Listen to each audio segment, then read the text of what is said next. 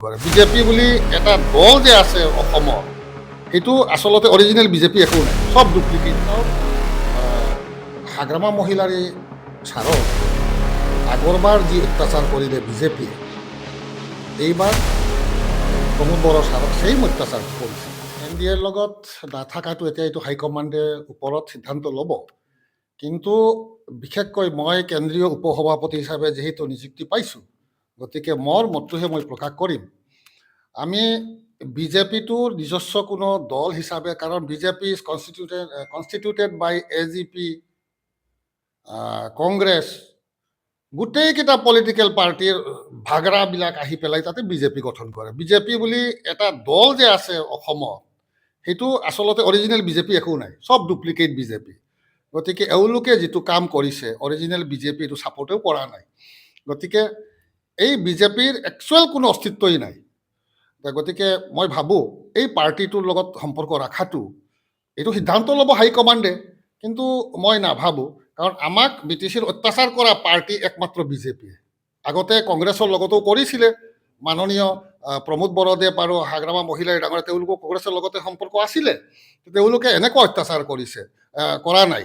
কাৰণ মই এটাই উপলব্ধি পাৰিছোঁ, 70 বছৰ মানুহে কংগ্ৰেছক নিৰ্বাচিত কৰিছিলে, এই কথাটো 12 বছৰত বুজি পাইছে যে বিজেপি কিয় নিৰ্বাচন নকৰিলে, সেইটো হৈছে কথাটো। আৰু গতিকে কাৰণ মষ্ট কমিউনিয়েল পাৰ্টি হিচাপে মই বিশেষকৈ মইতো সমৰ্থন নকৰোঁ এইটো পাৰ্টিক, সেইটোৱেই কথাটো। আৰু বেচিকেলি মইতো চাকৰিত থাকোঁতেই জইন কৰিছিলোঁ, তো মই কাকো কেয়াৰ কৰা নাই, মোৰ চাকৰিটো ডাঙৰ সেইটো মই ভবা নাছিলোঁ। গতিকে মোক একো কৰিব পৰা নাই চৰকাৰৰ ফালৰ পৰা। মই বিশেষকৈ UPPL দলক, মাননীয় প্ৰমোদ বড়োৰ নেতৃত্বাধীন এই দলটো যিটো ডিচিপ্লিন দেখিছোঁ, এইটো সঁচাকৈ অসমত এটা ৰিজনেল পাৰ্টি, কিন্তু যদিও আমাৰ সংখ্যাটো কম, তথাপি এটা ডিচিপ্লিন আৰু ছাষ্টেইনেবল অলপকৈ চিন্তাধাৰাটো এইটো মোক বিশেষকৈ আপ্লুত কৰিছে। সেইকাৰণে মই UPPL দলটো বাছি লৈছোঁ। কাৰণ যিখিনি কাম কৰিব এইটো যদি ছাষ্টেইন নহয়, তেতিয়াহ'লে UPPL কৰাৰ কোনো মিনিংলেছ। কাৰণ কিছুমান পলিটিকেল আছে, এই পলিটিকেল দলবিলাক টেম্পৰাৰী চিন্তা কৰে। বিশেষকৈ আমাৰ বড়োলেণ্ডত আজি চাওক, যি আন্দোলন কৰি যি বড়োলেণ্ডত উন্নতি হৈছে, এইটো আমাক না বিজেপি না কংগ্ৰেছে আমাক কৃপা কৰিছে, কোনেও কৰা নাই। তেওঁলোকে আমাক শোষণহে কৰি আছে।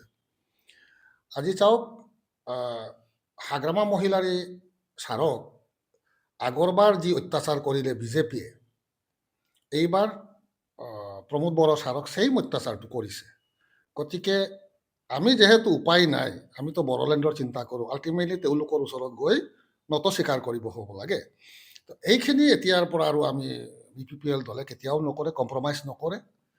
এতিয়া তেওঁলোকে আহি হাগ্ৰামা ছাৰৰ ভৰিত ধৰি হাগ্ৰামা ছাৰক লৈ গৈছে, এনেকুৱা এটা ফাইলৰ ভিতৰত সোমাই দিছে য'ৰ পৰা হাগ্ৰামা ছাৰ ওলাই আহিব নোৱাৰে।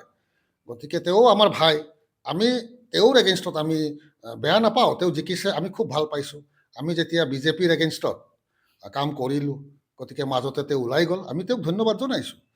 এতিয়া বিজেপিৰ যি ৰাজনীতি কৰি আছে, এই ৰাজনীতিটো আমি সাধাৰণ জনজাতি মানুহ হিচাপে আমি এইবিলাক সহ্য কৰিব নোৱাৰোঁ। গতিকে এইবাৰ আমি স্বতন্ত্ৰভাৱে আমাৰ খেলিম ৰাখি, কাৰো আমি পক্ষত নোৱাৰোঁ। পিছত পষ্ট পল এলায়েন্সটো আমি চিন্তা কৰিম।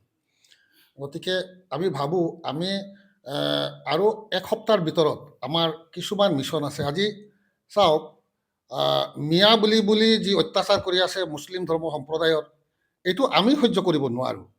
গতিকে আমি জনজাগৰণ সৃষ্টি কৰিম, আৰু মিয়াৰ বিৰুদ্ধে যদি কোনো ধৰণৰ অত্যাচাৰ কৰে আমি এইটো প্ৰতিবাদ কৰিম, আৰু এইটো গ্ৰহণযোগ্য নহয়। আজি যে হাগ্ৰামা মহিলাৰ এই ডাঙৰীয়া তেওঁ যে সোমাই গৈছে, ইলেকশ্যনৰ পিছত চাব আমাৰ ইয়াতে উচ্ছেদ চলাব, সেইখিনি সুযোগ লোৱাৰ কাৰণে তেওঁ এইটো কৰিলে। গতিকে আমি এই সুযোগটো আমি ল'ব নিদিম, কোনো পৰ্যায়ে আমাৰ তাত এইটো গ্ৰহণযোগ্য নহয়। এই মুছলমান সম্প্ৰদায়ৰ মানুহ, মিয়া বুলি মুছলিম ধৰ্মৰ মানুহকে আজি এচাৰ কৰিছে, কাক কাটিছে? মুছলিম সম্প্ৰদায়ৰ মানুহ, বেলেগতো কটা নাই। গতিকে এইটো পক্ষপাতিত্ব। বিশেষকৈ এই দলটো ট্ৰাইবেলৰ বিৰোধিতা কৰে, আৰু খ্ৰীষ্টান মানুহৰ প্ৰতি বিৰোধিতা কৰে, এইটো কোনো ধৰণৰ সহ্য নহয়। গতিকে আমি ভাবোঁ বিজেপিত যদি BTCত কোনোবাই খেলে, আমি অন্তৰে ভাল নোপোৱা এটা পাৰ্টি, গতিকে মই ৰাইজক আহ্বান জনাইছোঁ এই বিজেপিটোক শূন্য পদ দিব লাগে। গতিকে বিজেপি BTCত খেলিবই নালাগে। যদি আমাৰ ৰাজনৈতিকভাৱে যুদ্ধ হয়, আমাৰ ভাই ককায়েকৰ মাজত হওক, হাগ্ৰামা মহিলাৰী আৰু প্ৰমোদ বড়ো ডাঙৰীয়াৰ মাজতে হওক।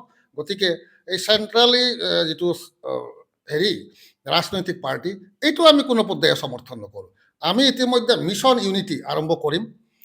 গতিকে এই মিছন ইউনিটিত আমি যিমান মুছলমানৰ প্ৰতি অত্যাচাৰ চলিব, সিমানে আমি গৰ্জিয়াছকৈ আমি আন্দোলন চলাম। এইটো হৈছে মেইন এজেণ্ডা। গতিকে মাননীয় প্ৰমোদ বড়োদেৱে ইতিমধ্যে আমাৰ হাইকমাণ্ডে এপ্ৰুভেল দিছে। গতিকে আমি ইতিমধ্যে আৰম্ভ কৰিম, গোটেই BTR ঘূৰি থাকিম আৰু।